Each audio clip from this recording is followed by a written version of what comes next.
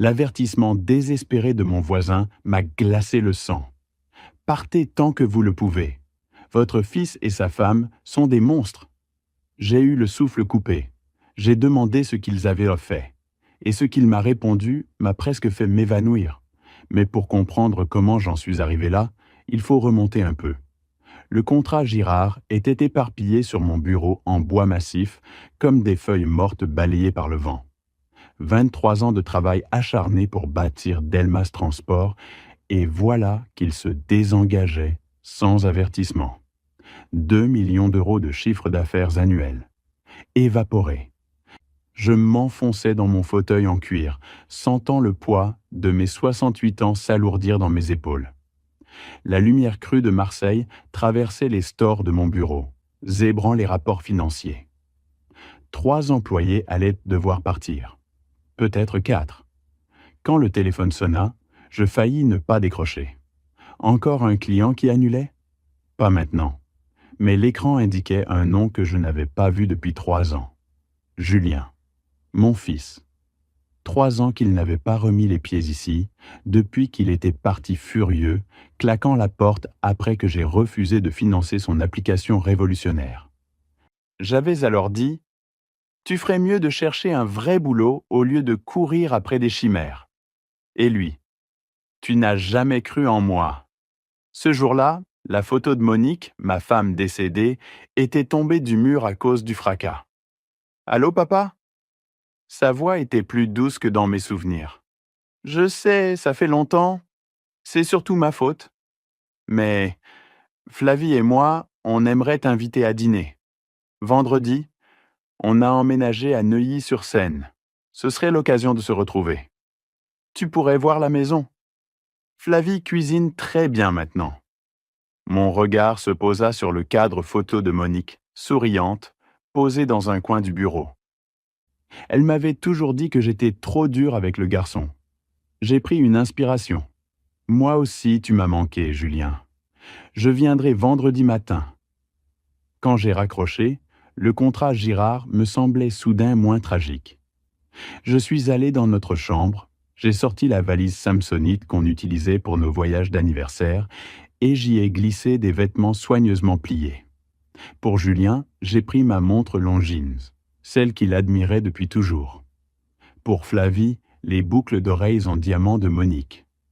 Elle aurait voulu qu'elle reste dans la famille. Le lendemain, à 8 heures, j'ai pris le volant de ma vieille Peugeot 607. Les sièges en cuir étaient usés, mais c'était un confort familier. En quittant Marseille, je me suis dit « Peut-être que tout peut encore s'arranger ». L'autoroute A7 défilait devant moi, la vallée du Rhône s'étendant en paysage d'or et de vert. Mais ce trajet, que j'avais souvent fait pour affaires, avait cette fois une autre saveur. J'avais le cœur léger, comme si chaque kilomètre réparait un peu du silence de ces 3 dernières années. Vers Montélimar, je me suis arrêté faire le plein.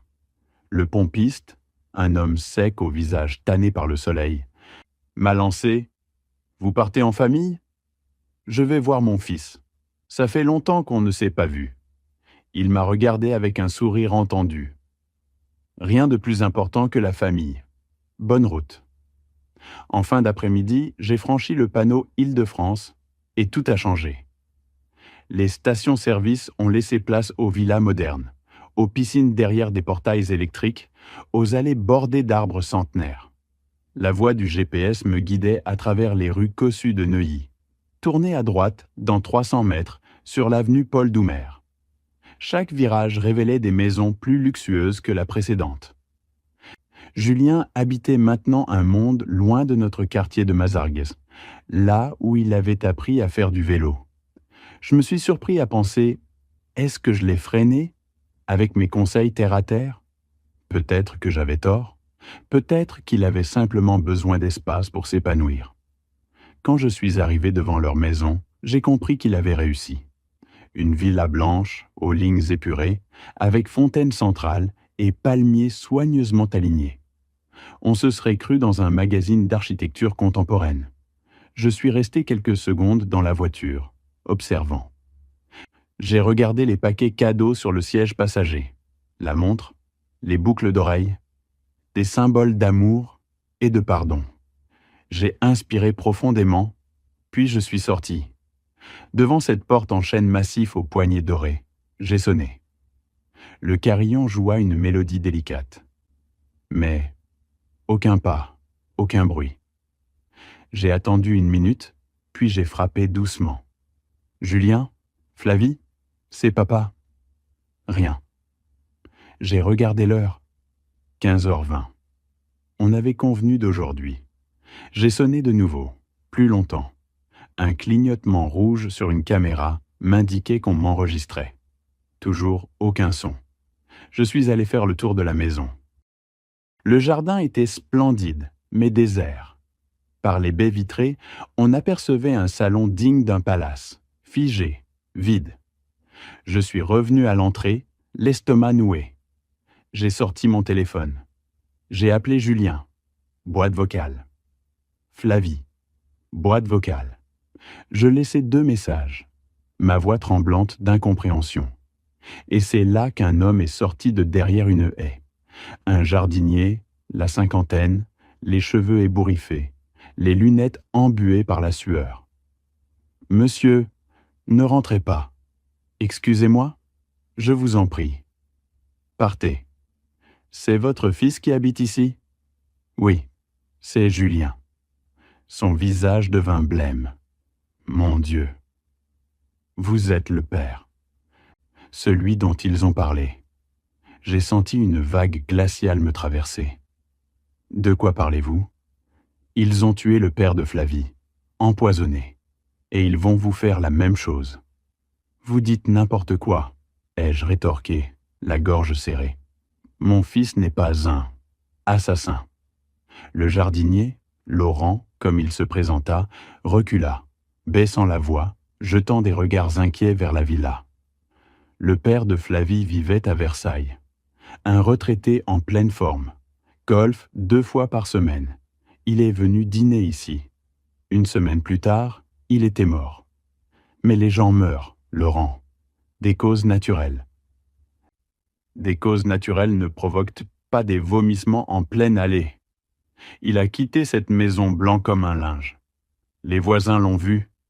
Il pointa les caméras et elles enregistrent tout, sauf ce qu'on ne veut pas qu'elles montrent. J'avais du mal à respirer. J'ai dû m'asseoir sur les marches brûlantes du perron. Mon esprit d'homme d'affaires tentait de garder la tête froide. Héritage de 5 millions. Mort subite. Aucun antécédent. Et maintenant une invitation à dîner, après 3 ans de silence. Et s'il voulait recommencer? Si je vous le dis, c'est parce que j'aurais pas pu dormir sinon, dit Laurent. Puis il se glissa derrière sa haie, me laissant seul avec mes doutes. 1 heure passa. Toujours rien. Le soleil frappait fort et la façade blanche de la maison semblait m'observer, muette et menaçante. Je tentais encore d'appeler Julien. Boîte vocale. Flavie. Rien. J'étais à 2 doigts de faire demi-tour. Mais alors, une voiture arriva au ralenti. Une BMW grise, silencieuse, élégante. Elle se gara juste derrière ma vieille Peugeot. Les vitres teintées me masquaient les visages à l'intérieur. J'ai eu quelques secondes pour décider. Rester et sourire. Ou fuir. La portière s'ouvrit. Julien descendit, souriant, bien habillé, bronzé, radieux. « Papa, désolé du retard. Le périph' était infernal. Il m'enlaça. Je sentis son parfum, cher, discret. Derrière lui, Flavie sortit à son tour. Parfaite. Robe de créateur, brushing impeccable. Elle s'approcha en m'appelant par mon prénom, les bras grands ouverts. « Samuel, quel bonheur de vous rencontrer enfin. Julien m'a tant parlé de vous. » Je leur tendis les sacs cadeaux, mes mains encore moites. J'ai apporté quelques souvenirs. Ils parurent sincèrement touchés. Mais dans mon esprit, la scène avait déjà changé de décor. Tout était suspect. « Venez vite, dit Flavie. Il fait trop chaud. J'ai préparé du thé glacé maison. » Les mots de Laurent revinrent comme un coup de tonnerre. Ne buvez rien, ne mangez rien. Et surtout, ne passez pas la nuit. L'intérieur de la maison était à couper le souffle. Marbre au sol, lustres en cristal, mobilier digne d'un magazine d'art de vivre. Tout criait luxe, tout criait argent, beaucoup d'argent. On a tout refait, dit Julien, fier. Flavie voulait une cuisine à la hauteur. Cuisine à la hauteur? Ou laboratoire discret? Je forçai mon visage à rester détendu. C'est magnifique. Vous avez fait du chemin tous les deux. Viens, dit Flavie. Je vais te servir un verre. Tu dois être assoiffé après tout ce trajet. Je l'ai suivi jusqu'à la cuisine, prétextant vouloir prendre un verre d'eau moi-même. En ouvrant l'un des placards, en quête de verre, mon regard tomba sur un petit flacon marron, dissimulé derrière des produits ménagers. Potassium cyanure. L'étiquette était claire. Les pictogrammes de danger aussi. Un crâne et des os. Mon sang s'est figé. Laurent avait dit la vérité. Flavie, dos tourné, continuait de fredonner. La berceuse que Monique chantait en cuisinant. Ce détail intime, utilisé comme mise en scène, m'écœura. Je remis le flacon en place avec précaution. Refermai le placard comme si de rien n'était et me servis un verre d'eau. « Alors, c'est bon ?» me lança-t-elle avec un sourire. « Parfait, merci. » Mais dans ma tête, tout s'accélérait. Quelques instants plus tard, nous étions au salon, discutant vin. Julien parlait avec passion des cépages de Bourgogne, pendant que Flavie, dans la cuisine, versait 3 verres d'un cabernet haut de gamme. Je la vis sortir le flacon, verser discrètement 3 gouttes dans un seul verre. Le mien. Elle le reposa exactement à sa place. Le geste était rodé, méthodique. Elle revint, tout en grâce, tenant un plateau de cristal. « À la famille retrouvée !» lança Julien en levant son verre. Je regardai le mien. Le poison y attendait mon imprudence. « Je n'en bois plus !» ai-je répondu doucement. Tension artérielle. Un mensonge parfait. Crédible. Définitif. Un battement de silence. Puis Flavie, toujours souriante. « Dans ce cas, je vais te préparer mon jus pomme cranberry maison. » Elle disparut dans la cuisine et je savais, il passait au plan B. Un poison dans un jus. Julien tenta de combler le silence. Sa voix tremblait légèrement. Il regardait souvent sa montre. La machine à jus tourna bien trop longtemps. Des bruits suspects, des mélanges. Quand elle revint, le pichet était magnifique. Glaçons, fruits en garniture, couleur parfaite, trop parfait. « Il faut goûter, Samuel, dit-elle. »« Avec plaisir. » Après le dessert, répondis-je en souriant. Mais leur insistance monta d'un cran. « Juste une gorgée, » dit Julien. Flavie s'est donné du mal. « Allez, pour me faire plaisir, » insista-t-elle. Leur regard, leur tension. Ils ne me laisseraient pas sortir vivant si je ne jouais pas le jeu. Je me levai lentement. Je vais juste passer aux toilettes avant le dessert. Dans le miroir, mon reflet avait vieilli de 10 ans. Mais mes yeux étaient hantés calmes. J'ai dégainé mon téléphone, appelé le 17, baissé le son. « Police, secours, quelle est votre urgence ?»« Je suis chez mon fils. Il tente de m'empoisonner. »« Je suis à Neuilly-sur-Seine. » ai-je chuchoté. J'ai donné l'adresse. Ma voix tremblait à peine, masquée par le bruit de l'eau que je faisais couler pour simuler une présence normale dans les toilettes. « Restez en ligne, monsieur Ramos. Une patrouille est en route. Ils ont mis du cyanure dans mon vin, puis dans un jus. Ils ont déjà tué le père de Flavie de la même manière. D'autres personnes dans la maison ? Mon fils, Julien et sa femme. Ils pensent que je ne me doute de rien. Mais je les ai vus faire. Restez calme, les agents seront là dans 15 à 20 minutes. Je vais devoir retourner à table. Je ne peux pas les alerter. Le poison est toujours là, sur la table. Et le flacon est sous l'évier, derrière les produits ménagers. Ne touchez à rien. Laissez les agents constater. Gardez votre téléphone près de vous. J'ai raccroché, repris mon souffle, regardé une dernière fois mon reflet. Puis je suis ressorti, sourire aux lèvres. Le rôle de ma vie venait de commencer. Tout va bien? M'a demandé Julien depuis la salle à manger. Parfaitement, ai-je répondu en m'asseyant. Flavie apporta le dessert. Une tarte aux pommes maison, dorée à souhait, à la cannelle. Ta préférée? M'a-t-elle lancé, tout sourire. Julien m'a dit que Monique en faisait souvent.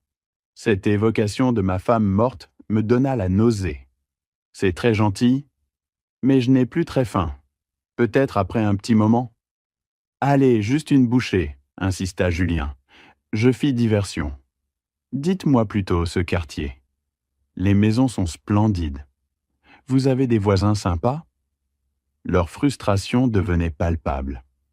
Les sourires tenaient en bon. Mais les regards trahissaient une impatience croissante. Et puis, 3 claquements secs. Des portières, une sonnette, des coups à la porte. C'est étrange, dit Julien en se levant.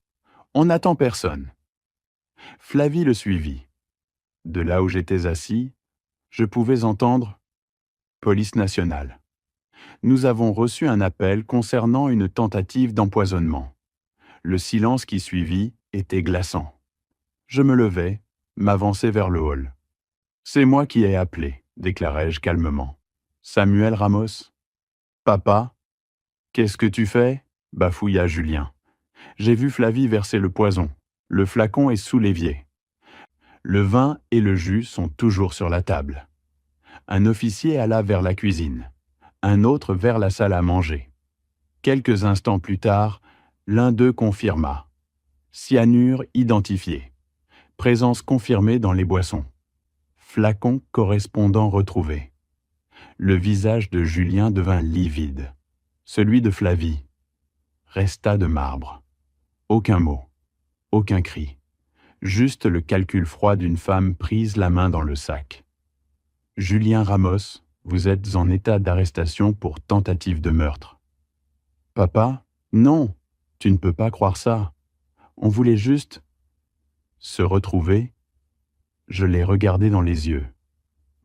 Tu as cessé d'être mon fils le jour où tu as préféré l'argent à l'amour. Les gyrophares des voitures de police coloraient la façade blanche en bleu et rouge. Les voisins s'étaient rassemblés, silencieux, incrédules devant ce spectacle de richesse effondrée. Laurent, le jardinier, s'approcha timidement. Je leur avais dit. Je sentais que quelque chose clochait. Merci, Laurent. Sans vous, je ne serais peut-être plus là. Julien et Flavie furent embarqués dans 2 voitures distinctes. Julien criait encore, parlant de malentendus, de manipulation, d'amour filial. Flavie, elle, gardait le silence glacial d'une femme qui avait tout perdu, sauf sa fierté. Les mois suivants furent un tourbillon. J'ai dû vendre Delmas Transport, mon entreprise, pour financer les frais juridiques. J'ai quitté Marseille pour louer un petit appartement à Boulogne, à proximité du tribunal. La presse titrait « Un père sauvé de l'empoisonnement par son propre fils ». L'histoire faisait les gros titres sur France 2 et BFM. Mais pour moi, ce n'était pas une affaire judiciaire. C'était la mort d'une illusion. Le 15 septembre, au tribunal de Nanterre, je suis entré dans la salle d'audience avec une boule au ventre. Julien, costume sombre, visage défait. Flavie, impassible, comme figée dans une stratégie d'élégance et de silence. L'accusation fut claire, méthodique, précise. Le flacon de cyanure, les analyses toxicologiques, les preuves de l'héritage de Flavie, les dépenses suspectes et le témoignage de Laurent. Puis ce fut mon tour. Je racontais tout. Le dîner, les regards, le placard, la bouteille, le coup de téléphone aux urgences depuis les toilettes. Chaque mot était un couteau. Mais je les ai prononcés, parce qu'il fallait. Monsieur Ramos, êtes-vous absolument certain de ce que vous avez vu? Je l'ai vu verser le poison. Je sais ce que j'ai vu. Et je sais qu'ils ont voulu me tuer. Le silence qui suivit fut plus lourd que le verdict. Après 2 jours de délibération, le jury revint. Coupable sur tous les chefs d'accusation. Le juge fut sans pitié. Prison à perpétuité sans possibilité de libération pour Julien. Peine équivalente pour Flavie, également reconnue coupable du meurtre de son père. Les 5 millions d'euros d'héritage furent saisis et reversés à la succession. « Papa, je voulais pas que ça finisse comme ça, » balbutia Julien en se faisant menotter. « Tu voulais que ça finisse dans un cercueil ?» ai-je répondu. « Pas dans un tribunal. » Flavie détourna les yeux. Toujours aucune larme. Quand je suis sorti du tribunal de Nanterre, le soleil d'automne baignait les marches d'une lumière trompeusement douce. Tout était fini, mais rien ne serait jamais plus comme avant. Je suis retourné à Marseille, seul, dans un appartement modeste près du parc Borély. La maison familiale. Je ne pouvais plus y mettre les pieds. Trop de souvenirs, trop de fantômes.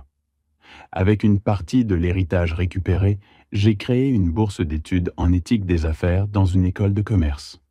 Un projet que Monique aurait approuvé. Tourner l'horreur en quelque chose d'utile. Laurent me rendait parfois visite. On buvait un café, on parlait jardinage. C'était lui, finalement, qui m'avait sauvé la vie. Un soir, en regardant un vieux album photo, je suis tombé sur une image de Julien enfant, tenant un chiot dans ses bras, les yeux mouillés de compassion. Le garçon que j'avais connu n'existait plus. J'ai appris que survivre, ce n'est pas seulement échapper à la mort. C'est vivre avec la trahison. C'est reconstruire sur les cendres. C'est accepter que parfois, ceux qu'on aime sont les plus dangereux.